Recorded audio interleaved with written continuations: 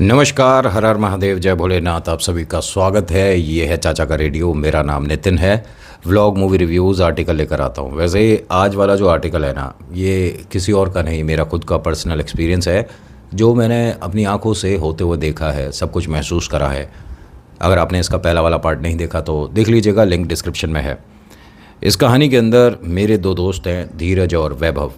वैभव के घर का इनॉग्रेशन, और उसकी जो बड़ी दीदी हैं जो कि 3 महीना प्रेग्नेंट थी, उनको एक तो प्रॉब्लम हुआ इस घर के अंदर, बेहोश हुई थी, उन्हें अस्पताल लेकर गए थे। आपने फर्स्ट पार्ट में सुना होगा। उनके घर में मतलब जो उनकी सासू माँ है, वो काफ़ी कुछ विद्या जानती हैं। उनके पीछे कौन है, कैसे क्या हो रहा था, सब आज की कहानी में बताऊंगा। जो हमने लास्ट कहानी सुनी थी उसमें आपको ध्यान होगा कि वैभव ने मुझे फ़ोन पे इनवाइट किया था कि भाई आज तेरे को आना है। पहले ये हो रहा था कि नहीं आना है, और वैभव भी इस बात को सपोर्ट कर रहा था कि ठीक है तू नहीं आएगा, लेकिन भाई हमारी यारी दोस्ती में कोई फ़र्क नहीं आएगा। बट अब वो आंटी जो मेरे से फ़ोन पे बात कर रही थी, तो वैभव को मैंने बाद में रिकॉर्डिंग सुनाई तो ये कहता है कि ये उन्होंने बोला ही नहीं है। मैंने कहा यार ऑडियो कॉल सुन लेना, तेरा फ़ोन नंबर है, और उसको मैंने इतने बजे के बाद से रिकॉर्डिंग शुरू करी है, यानी जब आंटी फ़ोन पे आई थी।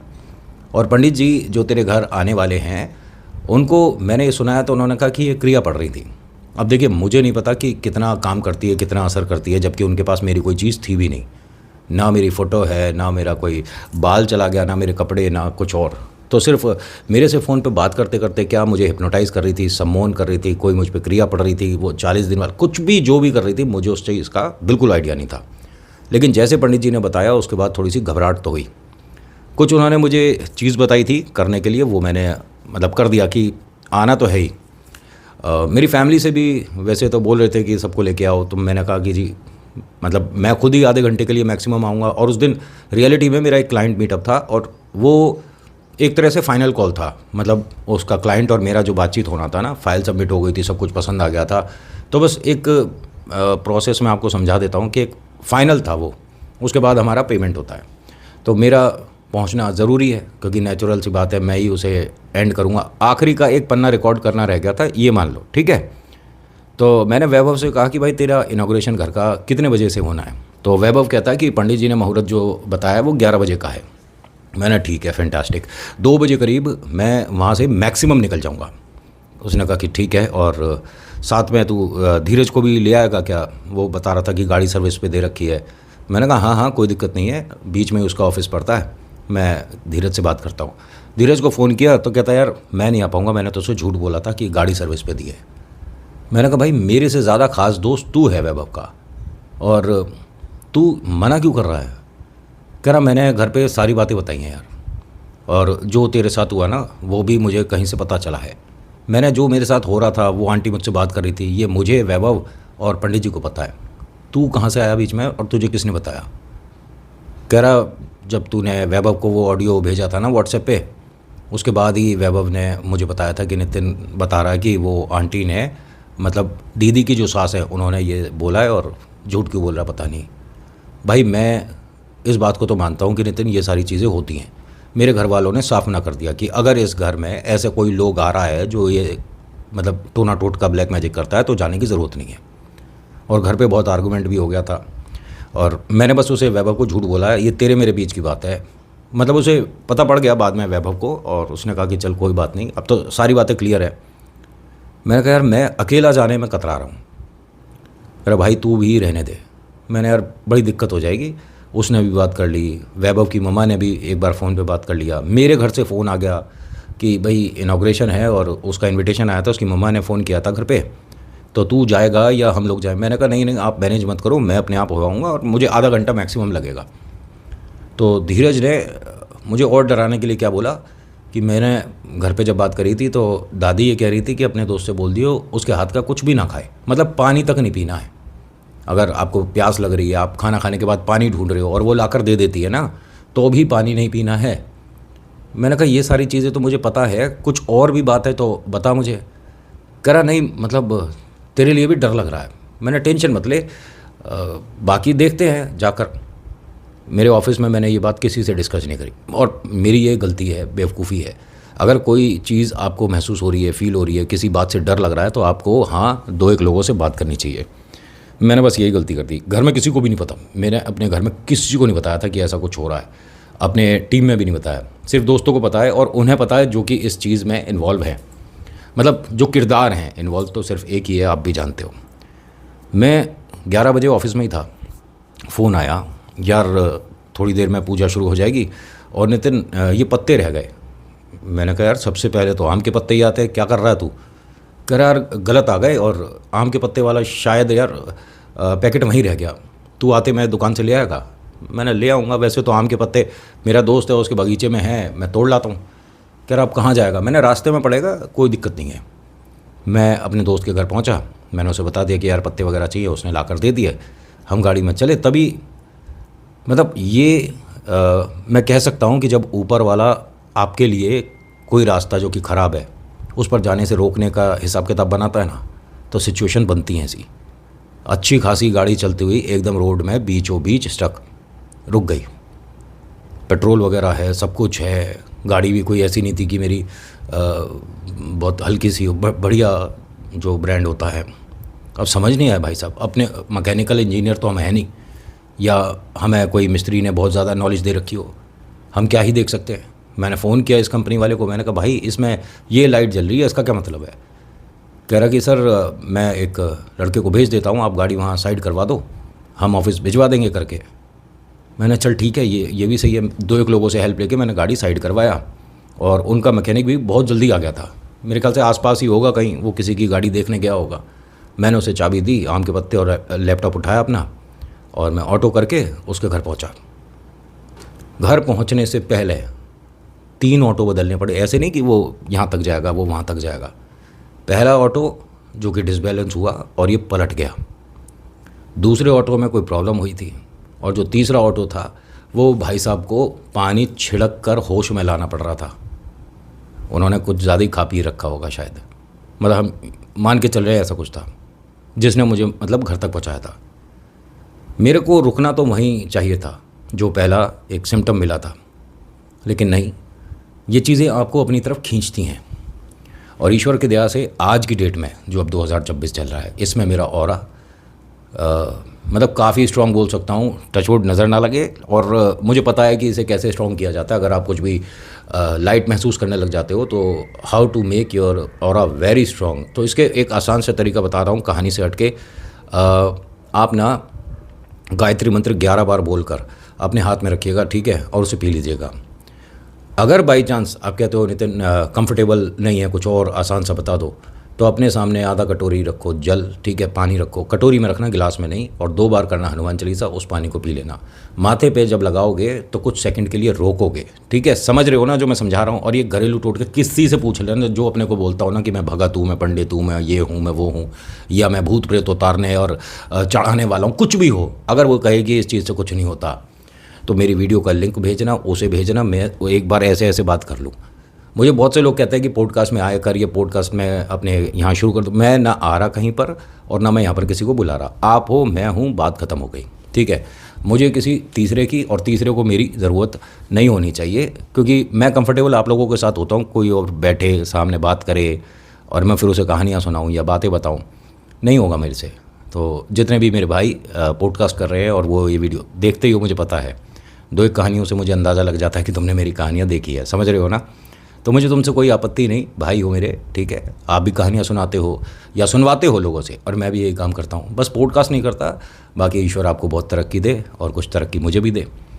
तो जो मैंने चीज़ें बताई हैं प्लीज़ ट्राई, और इससे अगर एक्सपेरिमेंट करने के बाद आपको फ़ायदा होता है तो मुझे मत बताना, 2-1 लोगों को बता देना, हो सकता है उनका भी फ़ायदा हो जाए। घर में बच्चों को बहुत ज़्यादा नज़र लग रही है, खाना छूट रहा है, तो खाना खाते में उनकी नज़र उतार दीजिएगा, ठीक है।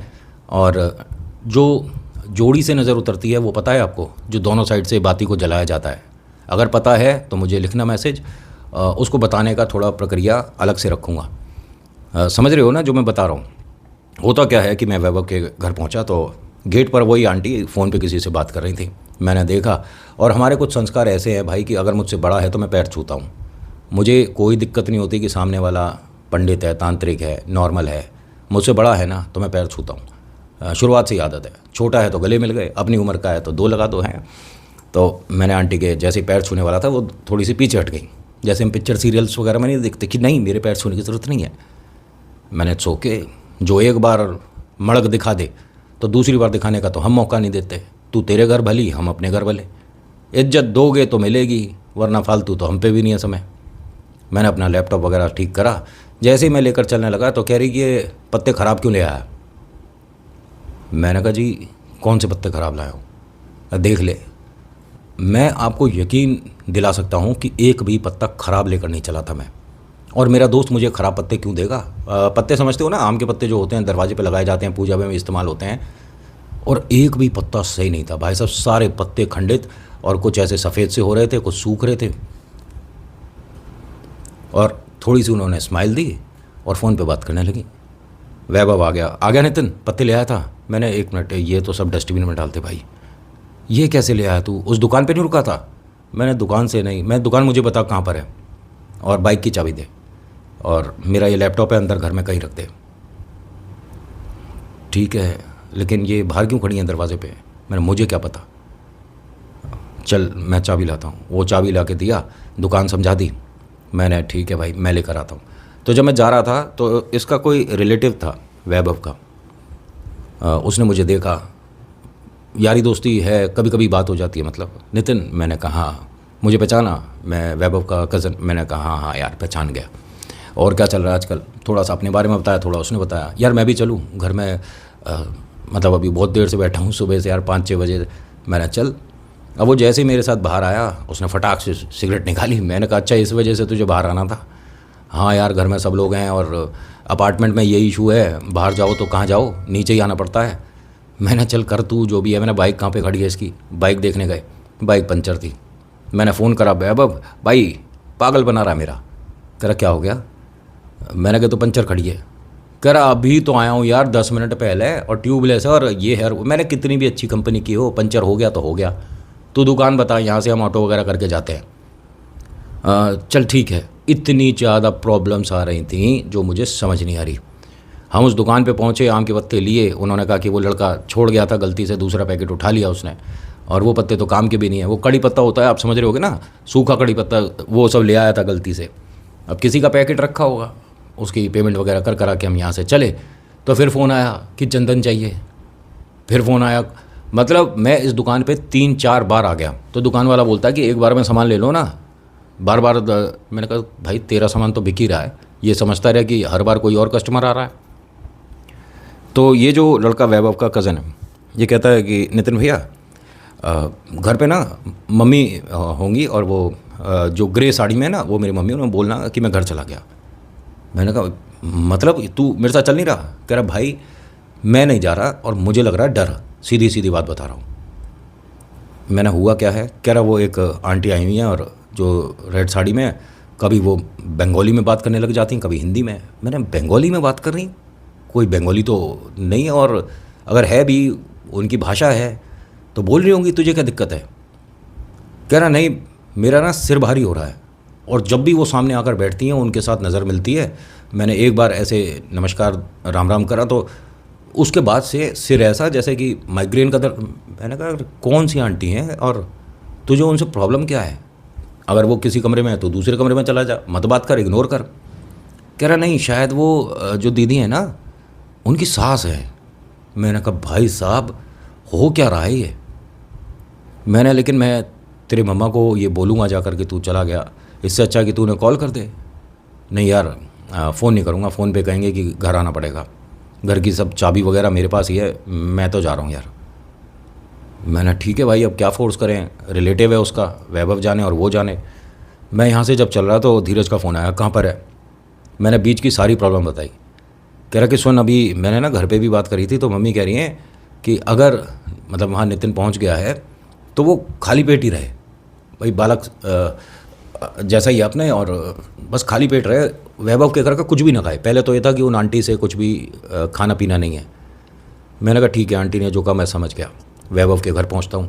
उसकी मम्मा से मैंने बताई कि जो मेरे साथ गया था लड़का, मतलब आपका बेटा, वो कह रहा है कि मैं घर चला गया। आंटी ने गुस्सा हुआ, फ़ोन निकाला, उसे खूब डांट रही थी। जो भी है, वैभव ने फिर सामान जो मंगाया था मैंने दे दिया। शूज़ वगैरह मैंने बाहर रखे हुए थे और मैं बैठा हुआ था। वो आंटी जो हैं जो कि सोफ़े पे बैठी थी, आवाज़ देती है मुझे, अरे सुन, क्या नाम था तेरा लड़के, नितिन? मैंने कहा हाँ जी। अरे एक गिलास पानी पिलवा दे। तो वैभव ने बोला कि मैं ला देता हूँ। अरे तू बैठ पूजा में, बार बार ऐसे नहीं उठते, मैं पानी अपने आप। अरे इसका दोस्त नहीं है, तू कुछ काम करेगा नहीं करेगा? मैंने हाँ आंटी बिल्कुल करेंगे भाई, दोस्त के मकान का इनॉग्रेशन हो रहा है, वो बिज़ी है, पूजा में बैठा, मैं करता हूँ। मैं उनके लिए एक गिलास पानी लेकर आया, उनके सामने खड़ा हूँ और वो कह रही हैं पी ले, और मैंने मना नहीं किया। जैसे ही उन्होंने ये चीज़ बोली, पंडित जी जो पूजा कर रहे थे, वो मतलब इस तरफ बैठा हुआ था लड़का, पंडित जी मुझे देख सकते थे, और मैंने पानी ऐसे लगा रखा था, मैं 2-3 घूंट पानी पी चुका था। पंडित जी ने आँख के इशारे की तरफ से टेबल पे किया, पता नहीं, और मैंने मतलब रियलिटी में बता रहा हूँ, गिलास रख दिया। मुझे नहीं पता ये क्या हुआ, लेकिन हाँ पानी लेकर गया हूँ और उन्होंने बोला कि इसे पी ले, मैंने पानी पी लिया। पंडित जी के इशारे की वजह से मैंने टेबल पे गिलास रख दिया। पंडित जी ने इशारे से बोला यहाँ बैठो, जो खास दोस्त हैं वैभव के, आप भी यहीं बैठो। नितिन नाम है ना बेटा तेरा? मैंने हाँ पंडित जी आप जानते तो हो मुझे अच्छे से। ये खोल दे हाथ में जो है, सबके धागे बंध रहे हैं ना, तेरा भी बांधेंगे अभी। ले आओ भाई, किस किस के कलावा बंधना है? कलावा समझते हो ना? सब आ गए जी। तो वैभव के बांधा, हमारी दोस्त मतलब वैभव की जो वाइफ है उसके भी बांधा, उनके मम्मा पापा के, सबके घर वालों के जितने भी थे सबके हाथ में धागा बंधने के बाद कलावा पंडित जी ने फिर जब मेरे बांध रहे थे, बांधते में उन्होंने मंत्र करते करते मुझसे कहा कि सिक्का रखो हाथ में। मैंने कहा पंडित जी पहले से ही सिक्का हाथ में रखा हुआ है। तो आज जो उन्होंने करी चीज़ वो मुझे नहीं समझ आई। मेरे हाथ से सिक्का, मतलब दोनों हाथ में सिक्का, वैसे तो जिस हाथ में कलावा बनता है या जिस हाथ में आप कोई चीज़ धारण करते हो, रुद्राक्ष पहनते हैं बहुत से लोग, वैसे हमारी हैसियत है नहीं रुद्राक्ष धारण करने की, क्योंकि उसके इतने ज़्यादा नियम कायदे होते हैं कि जो आप मानकर चल रहे हो उसकी जगह उल्टा हो जाए। फैशन में लोग पहनते हैं रुद्राक्ष, पहली बात तो वो ओरिजिनल रुद्राक्ष है या नहीं उसकी कोई गारंटी नहीं। एक मुखी बताते हैं, कोई 5 मुखी पहन रहा है, कोई बहुत तरह के होते हैं। उस पर विचार करूँगा तो प्रॉपर वीडियो रुद्राक्ष पे चली जाएगी। लेकिन प्लीज़ अगर फैशन पे पहन रहे हो तो आपका हवाई जहाज बना देगा रुद्राक्ष, नॉर्मल नहीं होता। पानी में पड़ते ही पता पड़ जाता है कि ओरिजिनल है कि नहीं है। और अगर आप कहीं मरे गिरे में जा रहे हो, कहीं आप जच्चा बच्चा के आसपास हो, तो मतलब उसमें आपको छोड़ना पड़ता है। ये सारी चीज़ें लोग बताते नहीं हैं, फैशन के तौर पे पार्टी में पहनकर चले जाते हैं। आपको रुद्राक्ष की पावर अगर मैंने बतानी शुरू करी तो वीडियो छोटी रह जाएगी। अब होता क्या है कि पंडित जी ने, मैंने एक हाथ में सिक्का रखा हुआ था और पंडित जी ने कलावा बांधा। मुझे कहा कि साथ साथ जब बांध रहे थे कि दूसरे हाथ में भी सिक्का रखो, मैंने रखा। वो जो आंटी हैं जो कि सोफ़े पे बैठी हुई थी, समझ रहे हो ना आंटी की ने बोल रहा हूँ, दीदी की जो सासू माँ है, उनके पैर ज़मीन पर थे। वो इतनी तेज़ चीखी हैं और एकदम से पैर ऊपर उठा लिए। पंडित जी ने कलावा पूरा बांधा, बांधने के बाद सिक्का, मैंने एक हाथ में जिसमें कलावा था उसमें से सिक्का दिया, दूसरा हाथ खोला उसके अंदर सिक्का नहीं। यहाँ पे जितने भी लोग थे दो चीज़ से कंफ्यूज हो गए।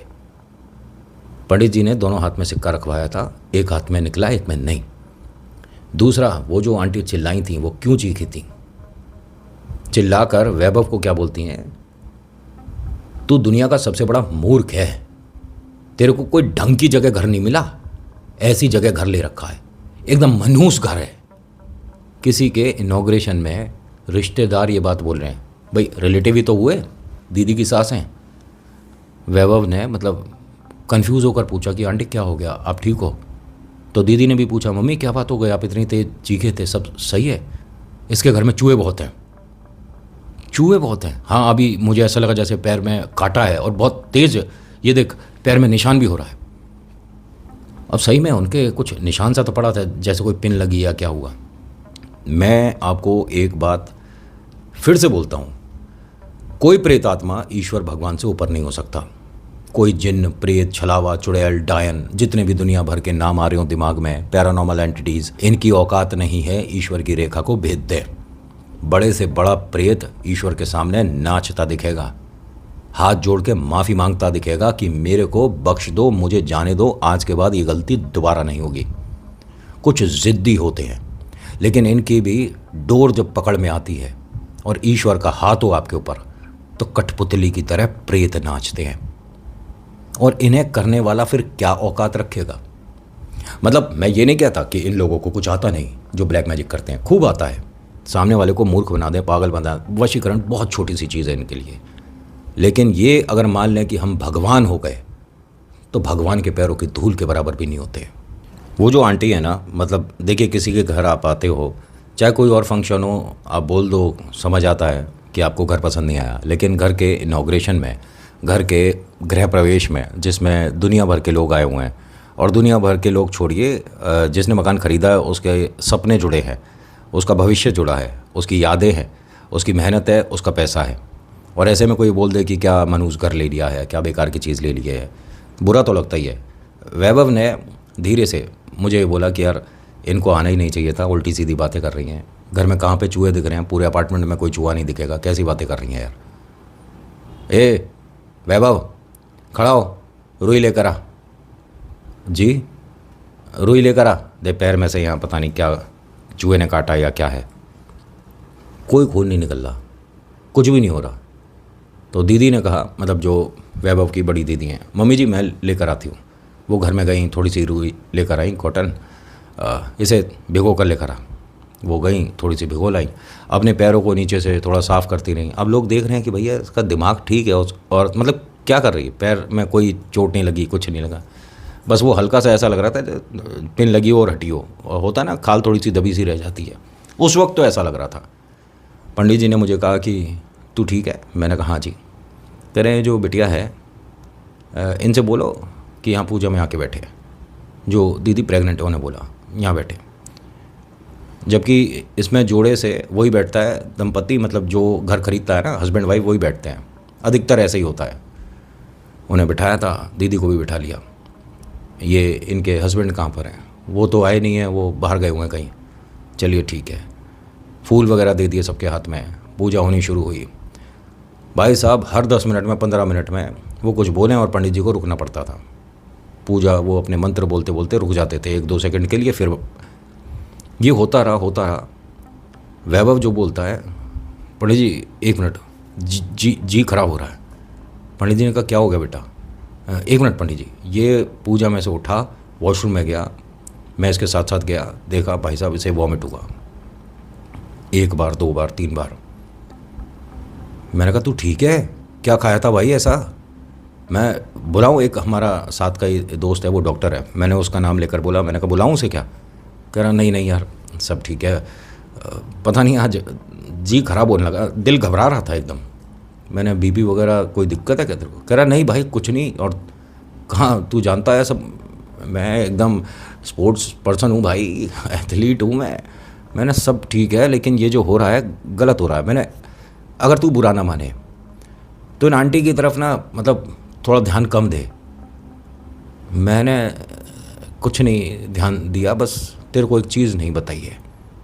मैंने क्या, कुछ बता अगर मैं पंडित जी से बात करूं। कह रहा सुबह सुबह मतलब काम कर रहा था, थक रहा था, ये एप्पल लाकर इन्होंने मुझे दिया था, मैंने इन्हीं के हाथ से खाया तूने। कह रहा मतलब उस वक्त मेरे हाथ में सामान था, मैं लेकर आया था, ये एप्पल काट के लाई थी और कहती हैं कि मेरे हाथ से, और बड़ा प्यार से उन्होंने खिला दिया। फिर मैंने सामान रखा तो वही एक प्लेट थी, उसमें 1 एप्पल था, वो पूरा मैंने खाया था। मैंने कहा बात पंडित जी को बताई? कह रहा है इसमें बताने वाली क्या बात है, रिलेटिव हैं। मैंने कहा ये प्यार कभी पहले भी दिखा था ऐसा? नहीं। मैंने कहा तू बैठ पूजा में जाकर। अब थोड़ा फ्रेश होकर वो वापस बैठा। मैंने पंडित जी से धीरे से जाकर बता दी। पंडित जी ने फिर वैभव से कहा कि बेटा कुछ चीज़ें आपको पूजा पाठ में बैठने से पहले बता देनी चाहिए थी। कोई बात नहीं, अभी हम बैठे हैं, देखते हैं क्या हो, आप निश्चिंत रहिए। वाइफ ने पूछा तू ठीक है? हाँ मैं बिल्कुल ठीक हूँ। मेरे को वो जो बोल रहा था ना, खुद महसूस होने लग गया, जी खराब मेरा होना शुरू हो गया। पूजा में बैठा नहीं गया, मैं उठा, वॉशरूम में आया, मुझे भी वैसे ही उल्टी हुई जैसे वैभव को ही थी। मैं अपना मुंह हाथ पहुँचने के बाद बोला वैभव से कि मैं बाहर जाकर खड़ा होता हूँ। घर काफ़ी अच्छा है, काफ़ी बड़ा है, बालकनी भी बहुत बड़ी है कि आप मतलब सोफ़ा सेट डाल लो, वरना अपार्टमेंट की बालकनी छोटी छोटी देखी है मैंने तो। और मैं बाहर जाकर खड़ा हो गया, वहाँ कुछ रिलेटिव, उसके दोस्त वगैरह, कुछ उसके ऑफिस के, सब खड़े थे। और मतलब पूजा अलग चल रही थी जिसमें फैमिली के सभी लोग बैठे थे, और ड्राइंग एरिया में हो रहा था। वो आंटी बाहर आकर खड़ी हो गई। और कुछ बोले जा रही हैं, और मैंने उनकी बात जो मतलब मुझे नहीं समझ आ रहा था कि वो हिंदी, इंग्लिश, मराठी, उर्दू, बंगाली क्या बोल रही थी, लेकिन उसका असर मुझे दिख रहा था। पंडित जी की पीठ थी इस टाइम, मतलब वो बैठे हुए हैं और वो उठ कर आ गई औरत, और मैं पीछे बालकनी में खड़ा हूँ। मैंने कैसे खोला मुझे नहीं पता। जो पंडित जी ने अभी कलावा मेरे हाथ में बांधा था उसे दांतों से ऐसे खोला मैंने, ठीक है। खोलने के बाद उसे उतारना शुरू करा। उतारने के बाद छज्जे से नीचे फेंक दिया। अब मैं खड़ा हूँ। आंटी पूछ रही हैं और क्या नाम है तेरा? मैंने जी नितिन नाम है। तेरी जन्मतिथि क्या है, कौन सी तारीख, मतलब डेट ऑफ बर्थ? मैंने डेट ऑफ बर्थ बताई। अच्छा, और कहाँ पर नौकरी कर रहा है? मैंने जी नौकरी भी कह सकते हो, अपना काम भी है, दोनों ही चीज़ें हैं। अच्छा, काम तो तेरे बनते नहीं है ना, काम नहीं बनेगा। मैंने कहा नहीं, ईश्वर की कृपा से सब ठीक ठाक चल रहा है। कहती कभी कभी कृपा रुक भी जाती है। उसने इतना बोला है औरत ने, और मेरे पास आया ऑफिस से फ़ोन। मैंने कहा हाँ बोलो, क्या हो गया, आप कब तक आओगे? मैंने बात क्या है वो बताओ, तुम्हें भी पता है कि मैं दोस्त के पूजा पे आया हुआ हूँ, भी थोड़ा समय लगेगा। सर वो क्लाइंट का मेल आया था, आपने देखा नहीं? मैंने कहा हाँ, मेल वगैरह तो नहीं देखा, यहाँ प्रॉब्लम हो गया था कुछ, मुझे वॉमिट वगैरह हो गया था और चीज़ें कुछ अलग सी चल रही थी। मैंने क्या हो गया, मेल में आया क्या है? तो कह रहा है कि फ़ाइल करप्ट हो गई। मैंने क्या बेकार की बात कर रहे हो तुम, फ़ाइल करप्ट हो गई? मतलब मेरी 16-17 दिन की मेहनत थी, मैंने फ़ाइल कैसे करप्ट हो जाएगी? और भैया ऑडियो पहुंचती है, फाइनल होती है, तब नेक्स्ट ऑडियो के लिए हमारे पास पेपर आता है। अगर सारी करप्ट हो गई थी तो वो मुझे 17 दिन से क्या करा रहे थे? मैं हर दिन अगर 5 या 6 पेज रिकॉर्ड करके दे रहा हूँ, अगर वो बंच ठीक नहीं गया था, यानी मैंने जो 5 पेज की रिकॉर्डिंग करके आपको भेजी, आपको ठीक नहीं लगी, तो आप उसी को भेजोगे या कहोगे कि इस वाले को दोबारा कर? आप नेक्स्ट 5 पेज भेज रहे हो, 17 दिन, 5 से मल्टीप्लाई करो, कितने हो गए? मैंने ये सब क्या है, क्या बेकार की बात कर रहे हो तुम? कह रहे सर हमने क्लाइंट से बात करी है, वो कह रहा है कि नहीं हमारे पास जो ऑडियो है वो करप्ट हो गई है। मैंने कहा यार हम थोड़ी ना बैकअप रखते हैं, मैं आज जिसका काम करता हूँ इसका अब हमेशा के लिए थोड़ा ना रखे रहूँगा। सर आप ऑफिस आ जाओ, और वो तो पेमेंट के लिए भी कह रहे हैं कि जब हम पे काम नहीं आया तो हम पेमेंट क्यों करेंगे। मैंने पैसों की तो बात की बात हो जाएगी, कोई दिक्कत नहीं है, मार्केट में ही हम और आज से नहीं कर रहे, लेकिन फ़ाइल कैसे ख़राब हो जाएगी? हेलो, मैंने फ़ाइल कैसे ख़राब हो जाएगी बोलो ना। हेलो सर आपकी आवाज़ नहीं आ रही। मैंने फिर चीख कर बोला फ़ाइल कैसे ख़राब हो जाएगी ये बताओगे मुझे? उस औरत के अंदर हंसने की आवाज़ आ रही थी। वैभव ने पलटकर मुझे देखा, ए नितिन क्या है? मैंने कहा नहीं भाई सॉरी, मतलब पंडित जी मैं गलती से तेज़ बोल गया था, सॉरी भाई। मैं दोबारा पूछ रहा हूँ फ़ाइल कैसे ख़राब हो जाएगी? तभी आया मुझे टेक्स्ट मैसेज, नितिन सर आपकी आवाज़ नहीं आ रही, पीछे ट्रैफिक की आवाज़ बहुत आ रही है। मैं अपार्टमेंट में हूँ इतनी ऊपर, वहाँ कोई ट्रैफिक का साउंड नहीं आ रहा था। मेरा फ़ोन अच्छा खासा बढ़िया कंपनी का, ब्रांडेड। मैंने मेरी आवाज़ नहीं आ रही, मैंने उन्हें ऐसे रिकॉर्ड करके व्हाट्सएप पे भेजा।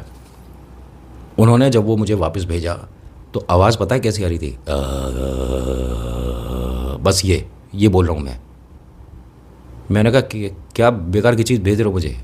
मैंने किसी तरह का प्रैंक चल रहा है क्या? मैंने ठीक है हम परिवार जैसी बात रखते हैं, तुमको मैं अपनी टीम में ऐसे नहीं रखता हो कि मैं तुम्हें सैलरी देता हूँ तुम मेरे लिए काम करते हो, हम सब यार दोस्त हैं। भैया बोलते हो मुझे, मजाक कर रहे हो क्या? नहीं नितिन सर हमें डर लग रहा है। मैंने यार डरने वाली बात नहीं है, ये मजाक कर रहे हो ना तुम? नहीं आप एक काम करिए ना, दूसरे फ़ोन से एक बार रिकॉर्डिंग भेज के देखिए। मैंने 1 मिनट रुको, मैंने फ़ोन काटा, वैभव से बोला फ़ोन दे, उसने फ़ोन दिया, मैंने ऑफिस में फ़ोन करा। मैंने आवाज़ साफ़ आ रही है? Hello Nitin sir, hello. मैंने उस औरत को देखा, वो औरत मतलब इतनी बड़ी बड़ी आंखें करके मुझे दिखा रही थी। मुझे एकदम से जी खराब होने लगा, मैं वॉशरूम तक पहुंचा भी नहीं, मुझे वहीं पर एक बार उल्टी हो गई। पंडित जी ने तेजी से मेरा नाम लिया, नितिन। अब वॉमिट करके मैं एकदम हटा था। वहाँ जो लोग खड़े थे, भाई तू ठीक है? मैंने कहा हाँ बिल्कुल ठीक हूँ, पानी की बोतल ला दो यार। पानी की बोतल ली, कुल्ला वगैरह किया भाई। अब मुझे डर लग रहा था। पंडित जी को नहीं पता कि हाथ से कलावा खुला हुआ है। पंडित जी ने कुछ मुझे बांदरे पहनने को दे रखा था, वो भी हट, मुझे वो पता भी नहीं चला। पूरे घर में उसे ढूंढा बाद में, लेकिन नहीं मिला। और वो एक तरह का आप कह सकते हो कि ब्रेसलेट होते हैं ना, उस तरह का कुछ था, धागा नहीं था मतलब। और वो मैं पहनता हूँ, मतलब वीडियोस में आप नहीं देखोगे, वो हटाना होता है, ठीक है। लेकिन पंडित जी ने बुलाया, मैं आकर उनके पास खड़ा हुआ, तो ठीक है, मैंने जी ठीक हूँ। और मेरी हालत ऐसी हो रही थी कि मुझे सपोर्ट दो तो मैं खड़ा रहूँगा, वरना मेरे से खड़ा नहीं हो जा रहा था। और ये इंस्टेंट हो रहा था काम। मेरा क्या मतलब है यहाँ, मतलब मेरे से क्या प्रॉब्लम थी उसे, बस इस वजह से कि एक टुक में उसे जो आंसर मिला शुरुआत में उसे वो पसंद नहीं आया। मेरे गुरु का नाम पूछा, मैंने भगवान का नाम बताया कि महादेव को बहुत मानता हूँ, महाकाल है मेरा गुरु, और उसे वो अपने ईगो पे बात लग गई। पंडित जी ने देखा हाथ खाली है मेरा, ये क्या है, बैठ जा यहाँ पूजा में बैठ। मैं बैठ गया और मैं, सब लोग नॉर्मल थे, सिर्फ पसीनों में मैं ही था। यहाँ इनके घर का कोई था या बाद में वो लोग आए थे, ज्वाइन हुए मतलब पार्टी में, ओ सॉरी पूजा में, वो आकर मुझे देखते हैं, बेटा कोई हर्ट का। मैंने कहा नहीं जी बिल्कुल नहीं, क्या बोल रहे हो आप, पसीने बहुत आ रहे हैं, एक काम कर अंदर वाले कमरे में जाके एसी चला।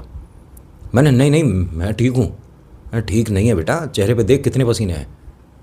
मैंने पसीने वैसे भी मुझे बहुत ज़्यादा ही आते हैं, पानी भी बहुत पीता हूँ मैं, टेंशन मत लीजिए। फिर भी बेटा हमारे कहने से पंडित जी ने कहा नहीं कोई दिक्कत नहीं है, आप इसे यहीं बैठने दो। अरे मतलब मैं सही हूँ, और घर में ना भाई जान पहचान काफ़ी अच्छी है लड़के की, अंकल आंटी की, सभी की, तो भीड़ बहुत ज़्यादा थी। दीदी मेरे पास आकर बैठी और कहती हैं कि कोई प्रॉब्लम लग रही है तुझे। मैंने उनसे कहा कि जब से आपकी सासू माँ आई है ना, वो मेरे को कुछ ब्लैक मैजिक वाला हिसाब किताब अपने साथ लग रहा है। मैं देख तेरे को बताना चाहती थी, शुरुआत से ये सब कुछ चीज़ें जानती है, तो इनसे माफ़ी मांग ले जाकर। मैंने किस बात की माफ़ी मांग लूँ, मैंने करा क्या है। पंडित जी ने कहा कि आप दोनों शांत रहो, और बहुत धीरे धीरे ही बात कर रहे थे, मतलब दीदी इधर बैठी थी, मैं इधर था, पंडित जी इधर, सामने मेरा दोस्त वैभव था। नहीं मुझे ना तेरे लिए डर लग रहा है, ये मतलब बहुत भयानक हिसाब किताब कर सकती हैं। मैंने कहा दीदी ठीक है, मैं बस 10 मिनट में निकल रहा हूँ यहाँ से। वो जो बोल रही हैं ना, मुझे क्लियर सुनाई दे रहा है, लेकिन कमरे में किसी को नहीं सुनाई दे रहा था। जैसे कि वो मेरे को बिल्कुल एकदम पास आके ईयर्स पे, और क्या बोल रही हैं, धीरे धीरे बोल रही हैं, मुझे सुनाई दे रहा है। उनके वहाँ होठ भी नहीं हिल रहे थे, आवाज़ समझ आ रही है कि यही आंटी हैं। पंडित जी ने 2-1 बार मेरा नाम लिया, मैंने उन्हें सुना ही नहीं, इग्नोर करता रहा। वैभव ने क्या कहाँ देख रहा है यार, पंडित जी तेरे को बुला रहे हैं। मैंने हाँ पंडित जी क्या हुआ। बेटा वहाँ देख नारियल रखा है ना, उठाकर लेकर आ। मैं जैसे ही उठा मैं वापस गिर गया। वैभव ने पूछा तू ठीक है। कुछ लोगों ने उल्टी सीधी बातें करनी शुरू कर दी कि बताओ पूजा पाठ में भी लोग ड्रिंक करके आ जाते हैं। मैंने कहा मतलब क्या है, कुछ भी बोल रहे हैं लोग। पंडित जी ने कहा कि अब उठ जाएगा बेटा, पैर कभी कभी नस चढ़ जाती है, सो जाता है जिसे हम बोलते हैं कि पैर सो गया। मैंने कहा हाँ कुछ ऐसा ही हुआ था। मतलब सही में बताऊँ, मुझे महसूस हुआ था कि पैर है ही नहीं मेरे। मैं खड़ा हुआ और अपना वजन नहीं उठा पाया था। पहली बार इतनी पास से ये सारी चीज़ें फील हो रही थी। मैं गया, नारियल जब उठा रहा था, तो अब ज़रा सोच कर देखिएगा, मेरी कल्पना ही कहूँगा यार उसे, मैं अभी भी बताते मैं रोंगटे खड़े हो रहे हैं। इनकी रसोई में एक कबर्ड खुला हुआ था। जब मैंने नारियल उठाया तो मॉड्यूलर किचन बहुत बेहतरीन सी बनी हुई थी। नीचे वाले जो कंपार्टमेंट हैं जिसमें हम सामान रख देते हैं, उसका इतना ढक्कन खुला हुआ था। तो भाई अगर आपको दिख रही है कि चीज़ में प्रॉब्लम है तो उसे ठीक कर दो। मैंने कबर्ड को बंद करने के लिए जैसे ही उस पर हाथ लगाया तो उसमें मुझे आंखें दिखी। ना तो वो कंपार्टमेंट मेरे से बंद हो रहा और ना मैं वहाँ से हट रहा। एक हाथ में मेरे नारियल है, एक हाथ से मैंने कंपार्टमेंट का ढक्कन पकड़ रखा है, वो जो पल्ला होता है, डोर, ठीक है। आंखें दिख रही हैं, रियलिटी में अंदर कोई है। भाई इतना बड़ा घर है, बहुत सारे लोग आए हैं, पार्टी है, बच्चे खेल रहे होंगे, क्या पता उनमें से कोई छुपा है। मैंने कौन है, मैंने बच्चे खेल रहे हो क्या, आप किससे छुप रहे हो? अरे यहाँ कोई हाइड एंड सीक खेल रहा है क्या? मैं बता दूँ क्या आप यहाँ पर छुपे हो? नहीं बताऊँ? अरे बोलो, मैं उससे बात कर रहा हूँ। पीछे 20 लोग मुझे देख रहे हैं और ऐसी बातें हो रही हैं मेरे लिए। इस लड़के का दिमाग ठीक है, क्योंकि वो कंपार्टमेंट खुला हुआ भी नहीं था और मैं झुककर बात कर रहा हूँ। ठीक हो, खेल रहे हो बेटा आप? क्या हुआ बताओ ना। वैभव पूजा में से उठ कर आया, मेरे को ऐसे पकड़ा, ये मैंने हाँ भाई। अब मैंने पलट कर देखा कि 20 लोग मुझे ही देख रहे हैं। एक बार मैं लड़खड़ा गया, एक बार मुझे वॉमिट हो गया। अब मैं ऐसे जो किसी को नहीं दिख रहा उसे देखकर बात कर रहा हूँ, यानी मेरा मानसिक संतुलन खराब है। मैं वहीं आकर बैठ गया। ये बात दीदी ने देखी। ये अभी तक जो भी सिम्टम्स थे किसी ने पी रखी होगी, वैसे ही लग रहे हैं ना। अब ये दीदी को भी लग रहा है शायद, जो साथ में बैठी थी। मेरी दोनों आंखें लाल हो रही थी। यहाँ गृह प्रवेश की पूजा में जितना स्मूथली सब काम होना चाहिए था, उसमें बीच बीच में विघ्न बहुत बार आया। एक बार नहीं, बहुत बार। जब पूरी पूजा पाठ हो गई गृह प्रवेश वाली, उसके बाद पंडित जी ने मुझसे कहा, मुझे क्लियर सब कुछ याद है, अब तेरा बाल विवाह का नहीं होगा, बहुत देर हो गई इसे खेलते हुए, मैं खिलवाता हूँ। मैंने पंडित जी आंखों में जलन सी हो रही है। उन्होंने कहा बेटा अभी देख तू, अब पूजा पाठ हो गई, सब लोग अपना अपना गेट टुगेदर में लग गए थे। मैं पंडित जी के साथ बैठा हुआ था, जो डाइनिंग टेबल था उस पर ही मेरा और पंडित जी का, कह सकते हो आप, थोड़ा सा खाना वगैरह, प्रसाद। पंडित जी ने कहा कि अभी कुछ नहीं खाएगा तू। मैंने पंडित जी मुझे ना ऑफिस भी जाना है और उसके बाद घर भी जाना है, अभी बहुत सारा काम है, क्लाइंट वाला काम है, और कुछ चीज़ें मुझे समझ नहीं आ रही हैं। मैंने ऑडियो जो भेजी थी, मेरी टीम बोल रही है कि ये आपने रिकॉर्ड किया, और मैंने वैसी आवाज़ में रिकॉर्ड ही नहीं किया था। मेरा धागा कब खुल गया, मैंने क्या, मेरा ब्रेसलेट कहाँ चला, मेरे साथ क्या हो रहा है, और मैं यहाँ से जाऊँगा कैसे। मुझे कैब ही बुक करके जाना पड़ेगा क्योंकि कंफर्टेबल नहीं हो पा रहा हूँ मैं। उन्होंने कहा जैसा तू कंफर्टेबल आया था ऐसे ही कंफर्टेबल जाएगा यहाँ से। रही बात इन आंटी की, तो ये अभी तक जितना खेल सकती थी खेल चुकी, उसके बाद अब तेरे साथ कोई प्रॉब्लम नहीं कर पाएंगी। मैंने कहा पंडित जी जो भी है, मतलब इसे यहीं पर रोको, मेरे साथ ये घर से बाहर नहीं। आप समझ रहे हो ना, फैमिली है, ऑफिस है, ऑफिस में जो लोग हैं वो भी मेरा परिवार है, तो मेरे माध्यम से कोई चीज़। उन्होंने कहा इस चीज़ को यहीं रोक दूंगा, और जो तूने देखी थी बता क्या चीज़ है। मैंने बस आंखें दिखी हैं, और वो क्या है, मतलब बच्चा है, बच्ची है, आदमी, औरत, बूढ़ा, मुझे नहीं समझ आ रहा। अंधेरा बहुत था, आंखें साफ दिख रही थी, चमक रही थी आंखें। और यहाँ पर क्या हुआ था, मैंने ऐसे ऐसे धागा खोल के मैंने नीचे फेंका, मुझे नहीं पता क्यों। इसने क्या पूछा था तेरे से, मैंने बता दिया। फिर पंडित जी ने वैभव से बोला कि एक कलावा रखा होगा और वहाँ पे लेके आना।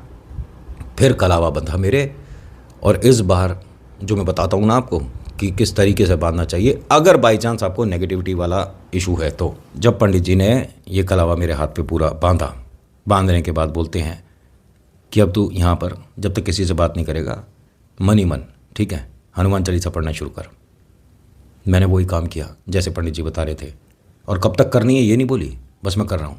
वैभव बाकी लोगों के साथ बिज़ी है, सब लोग मतलब घर के बिज़ी हो जाएंगे, और मेरे फ़ोन पे लगातार फ़ोन आए जा रहे थे, कभी ऑफिस से आ रहा है, कभी क्लाइंट से आ रहा है, और पंडित जी ने इशारा कर दिया कि रुकना नहीं है, बोलता रहे। फिर उसके बाद आप शायद नहीं जानते होंगे, लौंग और नींबू वाला एक टोटका होता है, और ये काफ़ी लोग हैं यहाँ पर, और सब लोगों को ये लग रहा है कि मैं और पंडित जी बैठे बात कर रहे हैं, नॉर्मल है सब कुछ। और पंडित जी ने एक तरह से कह सकता हूँ कि रुमाल के भीतर भीतर ये सारे काम करे, मुझे पता है क्या हो रहा है। करने के बाद उन्होंने मेरे माथे, कंधा, पैर छुआना जो जिस तरीके से उतारा होता है, क्योंकि अगर मैं इस चीज़ के साथ बाहर चला गया तो उतारा फिर पॉसिबल नहीं था। पंडित जी ने यहाँ ये काम किया, जय बोले। पंडित जी ने जैसे ही यहाँ पर ये काम किया, इन्होंने यहाँ नींबू काटा, और वहाँ वो जो आंटी थी वो बेहोश हो गई, खाना खा रही थी। उन्हें तुरंत मेडिकल ट्रीटमेंट मतलब वगैरह अस्पताल ज़रूरी पड़ गया था। बाद में मुझे पता चला 15-20 दिन बाद वो डिस्चार्ज हुई। उनकी मानसिक स्थिति थोड़ी बिगड़ गई। घर पे भी बताते हैं कि अब ये चीज़ें भूल जाती हैं। कैसे हो रहा है पता नहीं, मैं बताऊं कैसे हो रहा है। जो प्रेतों से अपना ऑरा स्ट्रॉन्ग कर रहा था, प्रेत को भेज दिया, लालच दे दिया कि मैं तेरे को 1.25 किलो गुड़ खिलाऊंगा। एक तरह से मैं आपको समझा रहा हूँ, मैं तेरे को 1.25 किलो गुड़ खिलाऊंगा, तू ये काम करके आ। वो करके आया, लेकिन सिर्फ थोड़ा सा गुड़ चखा दिया, बाकी का काम करेगा तो और खिलाऊंगा। ऐसे करते करते कोई प्रेत आपने बांध तो रखा है, लेकिन वो तुमसे परेशान है। उसे जब मौका मिलेगा तो वो कई गुना स्पीड से अपना बदला लेगा। इनके साथ यही हुआ। पंडित जी कह रहे हैं कि वैसे तो मैं ये काम रोक भी सकता था कि वो जो एंटिटी है उसे रोका जाए, उसे वापस ना किया जाए, लेकिन इसे शीशा दिखाना ज़रूरी था। घर में इसे सबसे दिक्कत थी। और जो दीदी है ना, उनकी कोक खाने के लिए एक डायन छोड़ रखी थी घर में। पंडित जी ने यहाँ बैठ के बताया दीदी को, मतलब इनके घर से पंडित जी मेरे ख्याल रात 8:30-9 बजे गए होंगे। दीदी ने बताई मुझे ये बात बाद में, मैं तो यहाँ से चला गया था। दीदी ने ये बताया था कि घर में एक औरत दिखती है जो हमारे घर की है नहीं, और वो हमेशा मतलब ऐसे कॉर्नर से आई, मुझे देख कर चली गई, जैसे मुझ पर नज़र रखने के लिए कोई औरत घर में छोड़ रखी हो। पंडित जी ने बताया वो डायन है जो तुम्हें दिख रही है।